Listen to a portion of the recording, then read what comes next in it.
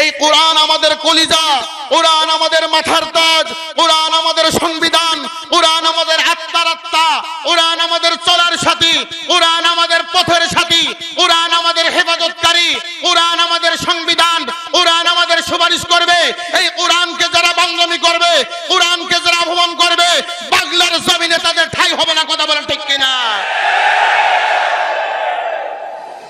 কোরআন আমাদের কলিজা, কোরআন আমাদের সংবিধান, কোরআনের আকর্ষণের কারণে, কোরআনকে ভালোবাসার কারণে দূর দূরান্ত থেকে এই 201 গম্বুজ মসজিদে আপনারা বয়ান শোনার জন্য আসেন, মসজিদ দেখতে আসেন। কোরআন কোন সাধারণ কিতাব নয়, কোন ব্যক্তির বাণী নয়, কোন নেতার বাণী নয়, কোন চেয়ারম্যানের বাণী নয়, কোন এমপির বাণী নয়, মালিক আল্লাহ তাআলার বাণী। কথা বলেন ঠিক কিনা? সমাধান চাও যদি জীবনে, মরণে ফিরে যাও খুঁজে নাও। সমাধান চাও যদি জীবনে, মরণে ফিরে যাও খুঁজে নাও। চোখ রাখো কোরআনে, তবে পাবে সুখ শান্তির ঠিকানা। যদি মেনে নাও তুমি মনে প্রাণে সমাধান। সমাধান চাও যদি জীবনে, মরণে ফিরে যাও খুঁজে নাও। চোখ রাখো কোরআনে, এত চির অম্লান চির মুক্তির দান, এত মহাবাণীর খুদারি কালামে পাক। এই দুনিয়ায় আর সেই দুনিয়া, এই দুনিয়ায় আর সেই দুনিয়া, মুক্তি পাবে তুমি দোজাহানে।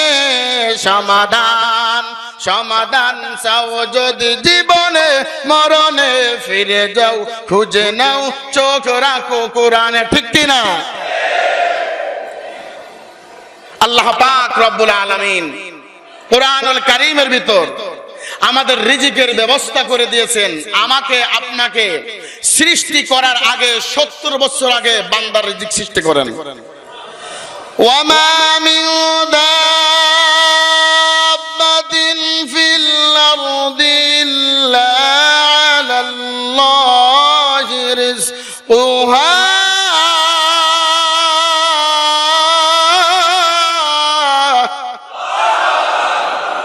কোরআনের কথা শুনলে, কোরআনের আওয়াজ শুনলে মুমিনের ঈমান বেড়ে যায়, ঈমান বৃদ্ধি হয়ে যায়, ঈমান তাজা হয়ে যায়। ঠিক কিনা? আল্লাহ পাক রব্বুল আলামিন বলেন, বান্দার রিজিক আমি সৃষ্টি করি, কোন ব্যক্তির হাতে রিজিক নয়। তুমি যে অবস্থায় থাকো, যে হালতে থাকো, আমি আল্লাহ পাক রব্বুল আলামিন তোমার রিজিকের ব্যবস্থা আমি আল্লাহ করে দেব। কিতাবের ভিতর আছে হযরত মুসা আলাইহিস সালাতু ওয়াস সালামের জামানায় একটা যুবক একদিন নয়, 2 দিন নয়, 70 বছর পর্যন্ত আল্লাহ তাআলার কোনো ইবাদত করে নাই, কোনো গোলামি করে নাই, কোনো সিজদা দেয় নাই, একটা বারো আল্লাহ আল্লাহ বলে ডাক দেয় নাই। একদিন নয়, 2 দিন নয়, 70টা বছর পর্যন্ত আল্লাহ তাআলার কোনো গোলামি করে নাই। ওর আমলনামায় এমন কোন নেকি নাই একটিবার আল্লাহ বলে ডাক দেয় নাই। তিনি একজন গায়ক ছিল, গায়ক, গান গাইতো, পথে ঘাটে আনাচে কানাচে অলিতে গলিতে গান গাইতো। গান গেয়ে গেয়ে গান গেয়ে গেয়ে টাকা উপার্জন করত। এই জামানার ভিতর যার কণ্ঠ ভালো, তার বয়ান তত ভালো। এলেম থাকুক আর নাই থাকুক, আরে আমল থাকুক আর নাই থাকুক, কণ্ঠ যদি ভালো হয় তার বয়ান ভালো লাগে নাই বলুক, এটা দেখার বিষয় নাই। বর্তমান জামানা হয়েছে এরকম, কণ্ঠ ভালো হলে সব কিছু ভালো হয়ে যায়। ওই যুবকটা কি করতো? গান গেয়ে বেড়াইতো, গায়ক ছিল, গায়ক। অলিতে গলিতে গান শুনে বেড়াইতো, গান গেয়ে বেড়াইতো। ওর গানের পাগল সব ছিল, সবাই ছিল। যখন গানের টান দিত মানুষ পাগল হয়ে যেত। ওর গানে যখন টান দিত মানুষ বিভোর হয়ে যেত। টাকা পয়সা দিরহাম সব তাকে দিয়ে দিত। একদিন নয়, 2 দিন নয়, 70 বছর পর্যন্ত আল্লাহ তাআলার কোনো ইবাদত করি নাই, কোনো বন্দেগী করি নাই, একটা নেক আমলও করি নাই, একটা সিজদাও দেই নাই। আমাদের এই জান্নাতের বাগানের ভিতর এমন কোন ব্যক্তি নাই যে জীবনে একটা সিজদা দেয় নাই। যদিও সারা সপ্তাহ না আসে, জুমার দিন আসলেও তিনি উপস্থিত হয়, ঠিক কি না? কিন্তু ওই যুবকটা একদিন নয়, 2 দিন নয়, 70 বছর পর্যন্ত আল্লাহ তাআলার কোনো ইবাদত করে নাই। তার আমলনামায় কোনো ভালো কাজ নাই, কোনো নেক আমল নাই। গান গেয়ে বেড়াইতো, অলিতে গলিতে গান শোনাইতো, টাকা উপার্জন করত। এই টাকা দিয়া তিনি তার বাচ্চাদেরকে লালন পালন করত, খানা খাওয়াইতো। একদিন হয়ে যায়, 2 দিন হয়ে যায়, এইভাবে 70 বছর পার হওয়ার পর ও এলাকার যুবক, ও বৃদ্ধ বাবা, ও আমার কলিজার টুকরা যুবকরা, কান কাড়া করে শোনো। আল্লাহ তাআলা ইচ্ছা করলে বেদিনরেও খানা দেয়, আল্লাহ তাআলা ইচ্ছা করলেও কাফেরকেও খানা দেয়, আল্লাহ পাক ইচ্ছা করলে মুমিনদেরও খানা দেয়। যখন বৃদ্ধ হয়ে গেল, তার কণ্ঠ আর ভালো না, তার গান আর কেউ শোনে না, তার গানে মানুষ আছে না, কেউ টাকা দেয় না, সংসার অভাব পড়ে গেল, বিবিও ভালোবাসে না, স্ত্রীও ভালোবাসে না, কথা ঠিক কিনা? আরে যার টাকা আছে বিবিও তার ভালোবাসে, ঠিক কিনা? টাকা নাই, ভালোবাসা নাই। মহিলার আছে না? মহিলার আছে তো না? টাকা আছে, মহব্বত আছে, টাকা নাই, বিবি স্বামীরে মহব্বত করে না। কিন্তু টাকা লাগে না, পয়সা লাগে না, শাড়ি দিয়া লাগে না, চুরি দিয়া লাগে না, খাবার না দিলেও চলে, এমন একজন ব্যক্তি বাংলার জমিনে আসে, বিনা স্বার্থে সন্তানকে ভালোবাসে, তার নাম হলো মা। একটা অক্ষর মা। ওই যুবকটা বৃদ্ধ হয়ে গেছে, তার গান কেউ শোনে না, তার টাকা কেউ দেয় না, ছেলে বাবাকে ডাকে না, স্ত্রী স্বামী বলে আর ডাকে না, বলে কি টাকা নাই, তোমার মহব্বত নাই। একদিন হয়ে যায়, 2 দিন হয়ে যায়, স্বামী স্ত্রীর দ্বন্দ্ব লাগতেই থাকে, ঝগড়া লাগতেই থাকে। ছেলেগুলি বাবারে জড়ায় ধরে বলে, বাবা 3 বেলা খাইতে পারি নাই, বাবা তুমি আমার গলা টিপে মেরে ফেলো। কেন আমার জন্ম দিয়েছো? টাকা না থাকলে মেরে ফেলাও, খাবার দাও। যুবকটা চোখের পানি ছেড়ে আর রাখতে পারলেন না। কিতাবের ভিতর আছে মসজিদে নববীর কিনারে একটা জায়গার নাম জান্নাতুল বাকি। যারা মক্কা মদিনায় গেছেন, হজ করার জন্য গেলেন, এই জায়গাটা সবাই দেখছেন, জান্নাতুল বাকি। ওই যুবকটা জান্নাতুল বাকির কিনারায় দাঁড়াইয়া দাঁড়াইয়া কাঁদে, ও রব, দুনিয়ায় তো আপনার ইবাদত করি নাই, ভালোবাসি নাই, আমার কোনো আমল নাই, আমার কোনো নেক আমল নাই, এরপরও আমাদেরকে আপনি খাওয়াইছেন, আমাদেরকে আপনি লালন পালন করেছেন। এখন আমার কণ্ঠ ভালো না, এখন আমার চেহারা ভালো না, আমার ছেলেও পার হয়ে গেছে, বিবিও পার হয়ে গেছে, সব পার হয়ে গেছে, কিন্তু তুমি তো আমার পর হও নাই। তুমি তো রব, তুমি তো আসমানের মালিক, তুমি তো আমার বন্ধু। এই ময়দানে দিক তাকায় দা, কত যুবকের চোখের গোটাই পানি। এদের কাছে জিজ্ঞাসা কর, এরা কাঁদে কে? এদের মাও হারাই নাই, বাবাও হারাই নাই, ছেলেও হারাই নাই। এই যুবকদের কাছে জিজ্ঞাসা করে দেয়, এই বৃদ্ধ বাবার কাছে জিজ্ঞাসা করে দেখ, পর্দার আড়ালের মা বোনদের কাছে জিজ্ঞাসা করে দেখ, এরা কান্না করে কেন, কান্না করে কেন, কিসের জন্য কান্দে, কিসের জন্য কাঁদে? এদের মাও হারাই নাই, বাবাও হারাই নাই, ছেলেও হারাই নাই, কিন্তু একজনকে হারাইছে, তেনার নাম আল্লাহ। জোরে কোন কথা ঠিক কিনা? আরে মাওলারে হারাইয়া চোখের পানি ফেলি রে যুবক, এক ফোঁটা চোখের পানি যদি ফেলতে পারো, ওরে যদি কান্না না আছে, কান্নাওয়ালার দিক তাকা, ওরে মাওলারে বন্ধু না বানাইয়া কবরে যাইও না। ওয়াল্লাযীনা আমানু আশাদ্দুহুম ফি হুবলিল্লাহ।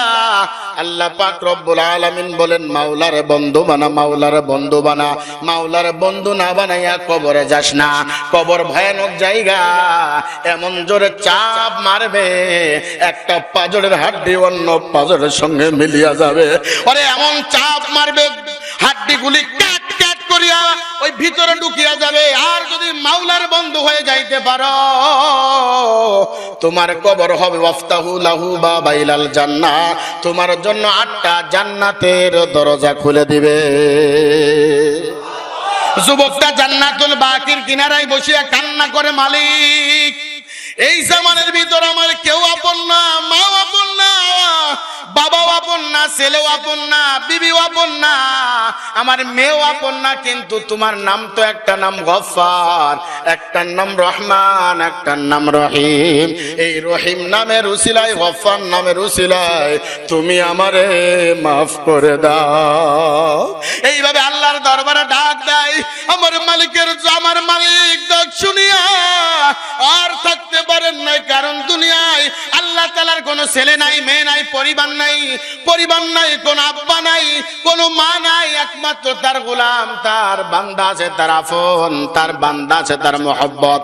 বান্দা যদি একবার ডাক দেয় আল্লাহ বলে আর ডাক দেয়, আল্লাহ বলে কি বান্দা ডাকোস কে, লব্বাই কি হাবদি, তুই বান্দা ডাকোস কে। ওই বান্দা ডাক দিয়ে বলে, মালিক আরে একবার মনের ভুলিয়া তোমার ডাক দিয়া ফেলছি, তুমি সঙ্গে সঙ্গে লব্বাইক বলে ডাকে সাড়া দিছ। ওরে তুমি কেমন মাওলা! ও বৃদ্ধ বাবা, ও কলিজার টুকরা যুবক, এই মুহূর্তে যদি আল্লাহ বলে একবার ডাক দাও, আল্লাহ পাক রব্বুল আলামিন সঙ্গে সঙ্গে 100 নেকি দান করবেন। জোরে গান সুবহানাল্লাহ। জান্নাতুল বাকির কিনারায় যুবকটা কান্না শুরু করেছে, কান্না ভরে আল্লাহর ডাক দেয়। হযরত ওমর রাদিয়াল্লাহু তাআলা আনহু মসজিদে নববীতে শুয়ে আছেন, গায়েব থেকে আওয়াজ হয়, ও খলিফা, আয় ওমর, তুমি মসজিদে নববীতে আরামের ঘুমে যাও, আর আমার বান্দা ক্ষুধার যন্ত্রণায় জান্নাতুল বাকির কিনারায় কান্না করে যাও, খবর নাও, খবর নাও। গায়েব থেকে আওয়াজ হয়, ওমর ওই যুবকের খবর নাও, যুবকের খবর নাও। কান্না করে করে যুবক জান্নাতুল বাকি থেকে রওনা শুরু করলেন। হযরত ওমরকে দেখে যুবকটা আরো দৌড় শুরু করলেন। ওমর পিছন দিক থেকে ডাক দেয়, ও বাবা, ও বাবা, ফেরো ফেরো ফেরো। বলল, আমারে আপনি চেনেন? বলে, চিনি। আপনি হলো ওমর রাদিয়াল্লাহু তাআলা আনহু। বলল, আপনি দৌড়ান কেন, আপনি চলে যান কেন? বলল, কেন কেন আসছো, কেন আসছো? বলে, যে মাওলার কাছে আপনি সাহায্য চেয়েছেন, রিজিকের জন্য রিজিক চেয়েছেন, ওই মালিক আপনার কাছে আমার পাঠায় আছে। ওয়ামা মিন দাব্বাতিন ফিল আরদি ইল্লা আলাল্লাহি রিজকুহা।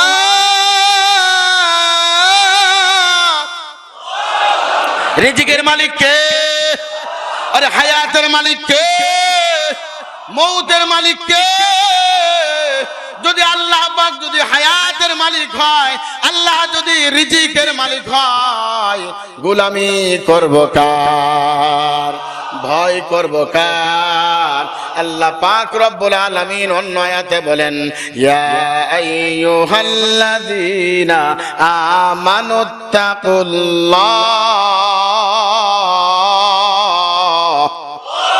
ওয়া কুনু মা'আস সাদিকিন। আরে ভালোবাসে, আমাদেরকে অনেক মহব্বত করে, ইনার নাম আল্লাহ। আল্লাহ বান্দারে ভোলে না, বান্দা আল্লাহরে ভুলে যেতে পারে। ওরে মাওলা আল্লাহরে ভোলে না, মালিক তার বান্দারে ভোলে না। আমরা তো গোলাম জাদা গোলাম, গোলাম জাদা গোলাম। আল্লাহ তো রব, আসমানের মালিক, জমিনের মালিক। ও যুবক, ও বৃদ্ধ বাবা, আর মনে হয় জীবনে এই মসজিদে আর আসার হবে না, আর মনে আসতে পারবো না। হায়াত মৌতের মালিক আমার হাতে না, আল্লাহর হাতে। একটা ওসিয়াত করে যায়, ও কলিজার টুকরা যুবক, ও টাঙ্গাইলের যুবকরা, একটা ওসিয়াত করে যায়, যত বিপদে পড়বা, যত সমস্যায় পড়বা, তাহাজ্জুদ পড়িয়া একটা ডাক দিবা আল্লাহ বলিয়া, আল্লাহ বলবে, লব্বাইকে আব্দি, তোর সামনে হাজির। আর আল্লাহ আল্লাহ বান্দারে কত ভালোবাসে। আরে গোলাম হোক, রিক্সা চালক হোক, অটো চালক হোক, এবং কি দাসী হোক, কিতাবের ভিতর আছে হযরত হুসাইন বাগদাদি রহমাতুল্লাহ আলাইহি গোলাম কেনার জন্য বাজারে গেছেন, দাসী কেনার জন্য বাজারে গেছেন। হুসাইন বাগদাদি রহমাতুল্লাহ আলাইহি একটা দাসী কিনলেন। দাসী হুসাইন বাগদাদিকে বলছে, হাই হুসাইন, আমাকে যখন খরিদ করবা আমার কিছু শর্ত আছে। আল্লাহু আকবার বলি। শর্ত আছে। বলে তোমার আবার কিসের শর্ত? তুমি একজন গোলাম, তুমি একজন দাসী, তুমি একজন কর্মচারী। বলে না, আমার কিছু শর্ত আছে। বলে কি শর্ত বলো? দাসী ডাকতে বলে, হুসাইন, সারাদিন তোমার গোলামি করব, তোমার বাড়ির কাজ করব, সারাদিন তোমার কর্মচারী করব, তোমার বাড়ির সব কাজ করব। যখন রাত্রে বেলায় হবে আমি আমার মালিকের কদমে পড়ব, আমার মালিকের সিজদা দেব। এই সময় তুমি বাধা দিবে না রে হুসাইন। তিনি একজন দাসী, তিনি একজন গোলাম, সারাদিন তোমার খেদমত করব, তোমার বাড়ির কাজ করব, কিন্তু রাত্রে যখন গভীর হবে কিন্তু আমি মালিকের কদমে পড়ব, তুমি নিষেধ করবা না। হুসাইন বাগদাদি চোখের পানি আর রাখতে পারলেন না। ওরে কেমন দাসী, কেমন গোলাম। আর আমরা যুবক হইয়া সারাদিন ফেসবুক চালাই, সারাদিন ইউটিউবে চালাই, গান শুনি, বিভিন্ন গান শুনি। এমন যুবক আছে রাত্রিবেলায় হেডফোন লাগাইয়া হিন্দি গান শুনে, সিরিয়াল শুনে, আছে কিনা? অনেক মা বোনেরা আছে, নামাজ নাই, পর্দা নাই, স্টার জলসা, জি বাংলা দেখা বন্ধ করে না। দাসী ডাকতে বলে, হুসাইন, আমি তোমার দিনের বেলা তোমার কাজ একটাও ফাঁকি দিব না, একটা কাজও তোমার ফাঁকি দিব না। যখন গভীর রজনী হয়ে যাবে তুমি আমার মাওলার সিজদা দেওয়ার জন্য অনুমতি দিও। এই বক্তব্য শোনার পরে হুসাইন বাগদাদি রহমাতুল্লাহ আলাইহি আশ্চর্য হয়ে গেলেন। কি ব্যাপার, কেমন দাসী? খরিদ করে নিয়ে আসলেন বাড়িতে। খরিদ করে আনার পর হুসাইন বাগদাদি আরামের ঘুমে যায়, আরামের ঘুমে যায়। মাথার নিচে বালিশ, পিঠের নিচে সুন্দর জাজির, আর দাসীর মাথার নিচে আর পিঠের নিচেই হলো আসমান জমিনের মাটি। রাত যখন গভীর হয়ে যায় দাসী আর ঘুম আসে না। তার মাওলার প্রেমে পাগল হওয়ার জন্য সিজদা লাগায়, সিজদা লাগায়। ওইদিকে হুসাইন বাগদাদি রহমাতুল্লাহ আলাইহি আরামের ঘুমে যায়। পাশের রুমে দাসী সিজদা দিয়া, সিজদা থেকে উঠিয়া নামাজ শেষ করিয়া দুই হাত তুলি আল্লাহর দরবার ডাক দেয়, মালিক, এই গভীর রজনীতে কেউ নাই, সবাই ঘুমিয়ে পড়েছে, কিন্তু আমি ঘুমাই না। ও আল্লাহ, তাকায় দেখো, আমি তোমার কদমে সিজদা লাগাই দিছি, কপালটা লাগাই দিছি, তুমি আমার খালি হাতে ফিরাই দিও না। এইভাবে দাসী কান্না করে, দাসী কান্না করে আর দোয়া করে, আল্লাহ তুমি আমারে ভালোবাসো, এই জন্য তুমি আমাকে এই জাই নামাজের উপরে আনছো, এই নামাজের হালতে আনছো। এইভাবে কান্না করে হুসাইন বাগদাদি রহমাতুল্লাহ আলাইহি ঘুম ভেঙে দেখে দাসী কান্না করে মালিকের সঙ্গে কথা বলে, তার বন্ধুর সঙ্গে কথা বলে, তার প্রেমিকার সঙ্গে কথা বলে। আমরা তো দুনিয়ায় লেডিসের পাগল, জন্ডিসের পাগল, নারীর পাগল। ওই পাগলটা যদি আমার মাওলার হতি, আমার মাওলা তোর হইয়া যাইত। ঠিক কিনা? দাসী এইভাবে কান্না শুরু করেছে। হুসাইন বাগদাদি রহমাতুল্লাহ আলাইহি ঘুম ভেঙে দেখলো দাসী এইভাবে কান্না করে। দাসীর ধমক দিয়ে বলো, দাসী এইভাবে দোয়া করো কেন? বলে কিভাবে দোয়া করব? বললো, আমি আল্লাহরে ভালোবাসি, এই জন্য আমি নামাজের মসলায় আনছি। দাসীর চোখের পানি টপ টপ টপ টপ করে পড়ে। ও হুসাইন, ও বাগদাদি রহমাতুল্লাহ আলাইহি, না না, আল্লাহ আমারে ভালোবাসেই বলে এই জন্য নামাজের মসলায় আনছে, আর আপনারে আল্লাহ ভালোবাসে বলে আপনারে জাজিমে শোয়াই রাখছে। ঠিক কিনা? আর আল্লাহ আমাদের ভালোবাসেই বলেই এই 201 গম্বুজ মসজিদে আসতে পেরেছে। ঠিক কিনা? এই এলাকায় কত যুবক অলিতে গলিতে ঘুরতেছে, এই এলাকায় অনেক যুবক রাস্তাঘাটে করে, ওরে আগামী জুমায় আমরা পাবো কিনা কোনো গ্যারান্টি আছে? হায়াত মাউতের মালিক কে? হায়াত মাউতের মালিক কে? ফাইদা জাআজালুহুম লা ইস্তাখিরুনা সাআতাও ওয়া লা ইস্তাকদিমুন। কার কখন মওত হবে কেউ জানেন না, জানেন কে? আল্লাহ আমাদের ভালোবাসেই বলেই এত সুন্দর একটা মসজিদে, পৃথিবীর এত গম্বুজওয়ালা মসজিদ পৃথিবীতে কোথাও নাই, সেটা হলো টাঙ্গাইলে, ঠিক কিনা? এইভাবে কান্না করতেছে। আপনারে আল্লাহ ভালোবাসেই বলেই আপনার আরামের ঘুমে রাখছে, আর আমারে আল্লাহ ভালোবাসেই বলেই আরামের ঘুম হারাম করে দিয়া এই জায়নামাজের উপর বসাইয়া আল্লাহর ফরিয়াদ করতেছি। আল্লাহু আকবার বলি। এই কথা বলার সঙ্গে সঙ্গে হুসাইন বাগদাদি রাহমাতুল্লাহ আলাইহি বললেন, কি বললেন? আমার মাথা ঘুরে গেল। আর হুসাইন বাগদাদি এই কথা বলার সঙ্গে সঙ্গে দাসী আল্লাহর দরবার হাত উঠাইয়া বললেন, ও রব মালিক, তোমার সঙ্গে আমার সে ভালোবাসা প্রেম এটা হুসাইন বাগদাদি জেনে গেল, আর আমি দুনিয়ায় থাকতে চাই না, তোমার কাছে নিয়ে যাও। হুসাইন বাগদাদি রাহমাতুল্লাহ আলাইহি দেখলো ওই দাসীটা অটোমেটিক মাথাটা জমিনে লাগাইয়া দুনিয়ার থেকে চলে গেল। সুবহানাল্লাহ।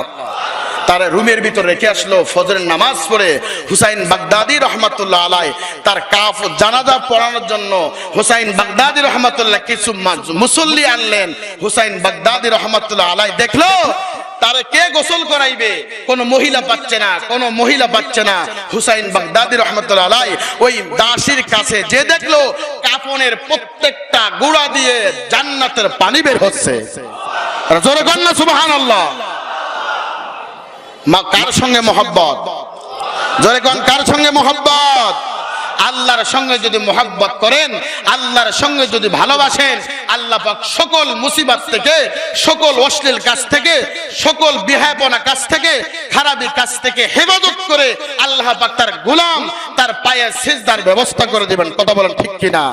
কোরআনকে যদি আমরা ভালোবাসি, কোরআনকে যদি আমরা আঁকড়ায় ধরি, কোরআনকে যদি আমরা মহব্বত করি, দুনিয়ার কোন নাস্তিক কোন বেদিন আমাদের সঙ্গে মাথা উঁচু করে কথা বলতে পারে না, ঠিক কিনা?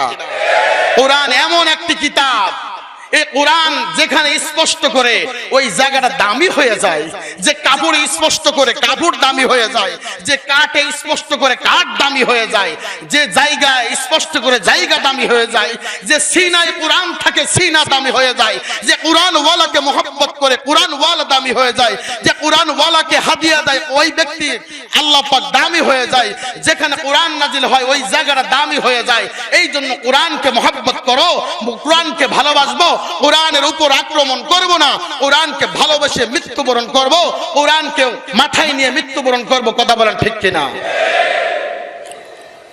কোরআন আমাদের কলিজা, কোরআন আমাদের মাথার তাজ, কোরআন আমাদের সংবিধান। কোরআনকে মুসলমান দাবি করে মুসলমানের গায়ে রক্ত থাকা অবস্থা, কোরআনকে যারা আক্রমণ করবে, কোরআনকে যারা মূল্য অপব্যবহার করবে, কোরআনকে যারা মূর্তির পায়ে রাখবে, খোদার কসম করে বলি তাদের জিহ্বা টেনে কুত্তাকে খাওয়ানো হবে। কথা বলেন ঠিক কিনা? কথা বলেন ঠিক কিনা? কারা কারা রাজি? দুই হাত তুলে আল্লাহকে দেখান। নারে তাকবীর, নারে তাকবীর। আল কোরআনের আলো, কোরআন আছে যেখানে, নারে তাকবীর। কষ্ট হলো নাকি? সমস্যা আছে? আল্লাহ পাক সকলকে বুঝ দান করুক।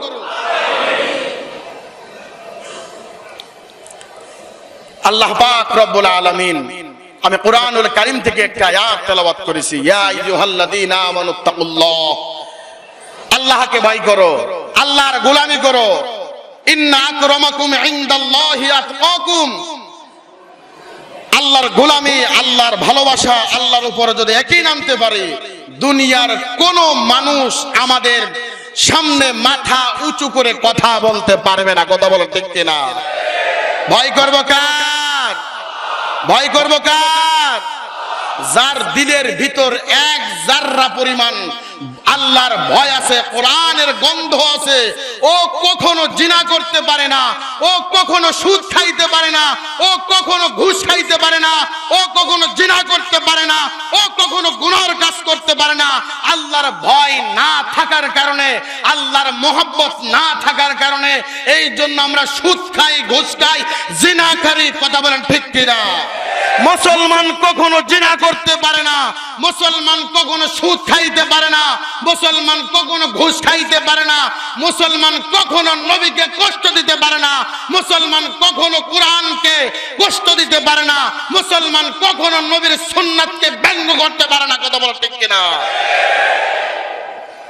আল্লাহর ভয়, আল্লাহর তাকওয়া অন্তরে আনতে হবে, ভয় ঢুকাইতে হবে। তিরমিজি শরীফের হাদিস, হযরত মূসা আলাইহিস সালাতু ওয়াস সালামের জামানায় আল্লাহ তাআলার এক গোলাম শেষ বয়সে তিনার সন্তানকে ওসিয়ত করে গেলেন, এই সন্তান, বাবা কি আমি যখন দুনিয়া থেকে চলে যাব, আমি তো ভালো কাজ করতে পারি নাই, ভালো গোলামি করতে পারি নাই, আল্লাহর ইবাদত করতে পারি না, আমি মাওলার দরবারে কি জবাব দিব? আমি মালিকের দরবারে কেমনে দাঁড়াবো? আমি মালিকের সামনে কেমনে কথা বলবো? আল্লাহর ভয় ঢুকে গেছে। এই যুবক, এই বৃদ্ধ বাবা শোনো, এই কলিজার টুকরা যুবক, তোমাদেরকে একটা সবক দিয়ে যায়। ফেসবুক চালায়ও না, ইউটিউব দেখিও না, আর যদি দেখো ভালো ভালো আলোচকের বয়ান শুনবা, ভালো ভালো আলোচকের বয়ান শেয়ার করবা। তোমাদের জীবনটা, তোমাদের সময়টা আল্লাহর দরবারে বড় দামি, তোমাদের হিসাব আল্লাহর দরবারে বড় দামি, তোমাদের যৌবনকালের ইবাদত আল্লাহ পাকের কাছে বড় দামি। তোমরা যদি একবার আল্লাহ বলো, আর বৃদ্ধ বাবার যদি 1000 বার আল্লাহ বলে, একজন যুবকের আল্লাহ একবার আল্লাহ বলার সওয়াব আল্লাহর দরবারে উঠে পড়ে। যেরকম সুবহানাল্লাহ। আল্লাহ তাআলার গোলাম ছেলেদেরকে ওসিয়ত করে গেলেন, এই ছেলেরা, আমি যখন মারা যাব, আমি মালিকের দরবারে কি জবাব দিব? আমি তো ভালো কাজ করি নাই, খারাপ কাজ করতে এমন কোন খারাপ কাজ নাই, এমন কোন জিনা নাই, এমন কোন গুনাহ নাই আমি করি নাই। তোদেরকে একটা ওসিয়ত করে যায়। বলে কি বাবা, কি ওসিয়ত? আমি যখন মারা যাব, আমার লাশটাকে পুড়াইয়া অর্ধেক পানিতে দিবি আর অর্ধেক বাতাসের সঙ্গে মিলাইয়া দিবি। কার ভয় ঢুকছে? জোরে কান, কার ভয় ঢুকছে? আল্লাহ পাক রব্বুল আলামিন বলেন, ইয়া আইয়ুহাল্লাযীনা আমানুত্তাকুল্লাহ। ও বৃদ্ধ বাবা, ও নওজোয়ান যুবক, ও এলাকার যুবকেরা, ও পর্দার আড়ালের মা, আল্লাহর ভয় যদি অন্তরে থাকে, আল্লাহর ভয় যদি অন্তরে থাকে, ওই ব্যক্তি কখনো গুনাহ করতে পারে না, ওই ব্যক্তি কখনো জিনা করতে পারে না। মূসা আলাইহিস সালাতু ওয়াস সালামের জামানায় এই ছেলেদেরকে ওসিয়ত করে গেল, বাবা আমি যখন মারা যাব, আমার লাশটা আগুনে পোড়াইয়া দিবা, আর অর্ধেক ছাই পানিতে মিলিয়া দিবা, আর অর্ধেক ছাই বাতাসে মিলাইয়া দিবা। বাবার ওসিয়ত, বাবার ওসিয়ত তো মানতেই হবে। এই ওসিয়ত মানতেই হবে, কারণ বাবা জন্ম ধরেনি, মার বাবা আপনার পৃথিবীতে সব চাইতে আপন। মৃত্যুবরণ করলেন বাবা আগুনে পোড়াইয়া, অর্ধেক ছাই পানিতে মিলিয়া দিলেন, অর্ধেক ছাই বাতাসে উড়াইয়া দিলেন। বলেন তো, আপনারা বলেন তো, আল্লাহ ইচ্ছা করলে পানিকে অর্ডার করলে আর বাতাসকে অর্ডার করলে একত্রিত করতে পারবে কিনা? জনগণ পারবে কিনা? যখন অর্ধেক পানিতে মিলিয়া দিলেন, অর্ধেক বাতাসে উড়াইয়া দিলেন, একমাত্র আল্লাহর ভয় অন্তরে থাকার কারণে চোখের পানি আর রাখতে পারলেন না। মালিকের দরবারে কি জবাব দিবে? ও বৃদ্ধ বাবা, এক ফোঁটা পানি জমিনে ফেলো, এক ফোঁটা পানি জমিনে ফেলো। এক ফোঁটা পানির কারণে আল্লাহ পাক রব্বুল আলামিন তোমার জন্য জাহান্নাম হারাম করে দিবে, জান্নাত তোমার জন্য ওয়াজিব করে দিবে। আমি প্রমাণ দিচ্ছি, প্রমাণ ছাড়া কথা বলবো না। রাসূল কারীম সাল্লাল্লাহু আলাইহি ওয়াসাল্লাম বলেন, মান বাকা মিন খাশিয়াতিল্লাহি হারামাল্লাহু তিলকাল আইনা আলান নার। যারা জাহান্নামের ভয়ে, কবরের ভয়ে এক ফোঁটা পানি জমিনে ফেলবে, এক ফোঁটা পানি জমিনে পড়ার আগে তার জন্য জান্নাত ওয়াজিব হয়ে যায়।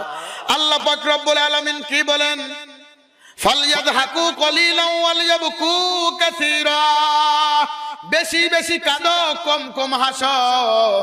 আর বর্তমান তো আমরা বেশি বেশি হাসি, কম কম কাঁদি, ঠিক কিনা? আমাদের চোখে কোনো কান্নার বয়ান নাই। আমাদের ভাষা হলো চড়া ভাষা, আমাদের কান্নার বয়ান করি না, এক ফোঁটা পানি ফেলি না। বিভিন্ন নাটক, বিভিন্ন ছায়াছবি দেখলে দেখবেন অটোমেটিক পানি টপ টপ করে পড়ে, আর মালিকের নাম নিলে এক ফোঁটা পানি পড়ে না। ওই জাহান্নামের আগুনের কথা কি শোনোনি রে যুবক? একদিন নয়, 2 দিন নয়, 3000 বছর জাহান্নামের আগুন জ্বালাবে। জ্বালাইতে জ্বালাইতে জ্বালাইতে জ্বালাইতে কালো বানাইয়া ফেলবে। এরপরে আর জাহান্নামের আগুন আর জ্বালাইবে না। ফেরেশতারা ডাক দিলে, মালিক জাহান্নামের আগুন কালো বানাইছে কেন?